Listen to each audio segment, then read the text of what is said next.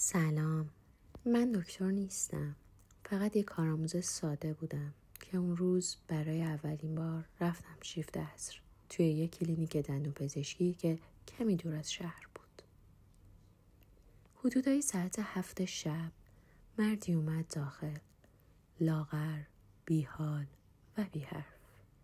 فقط اشاره کرد به سمت فکش و گفت خیلی درد داره. دکتر، دندون عقلم داره منو میکشه. ما بردیمش توی یونیت، ازش عکس گرفتیم. دندون عقلش نه نهفته بود نه پوسیده، هیچ چیز خاصی نبود، ولی اون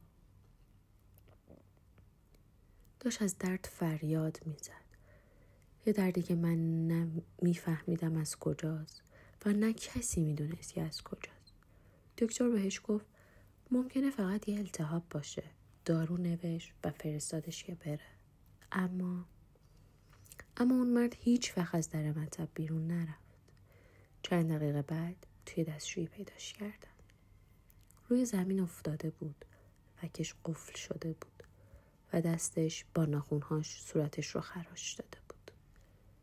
توی برگه کالبد شکافی نوشتن ایست قلبی ناشی از شوک عصبی. اما من هنوز شبایی که تنها تو مطب میمونم صدای ناله اون مرد از دستشویی میشنوم.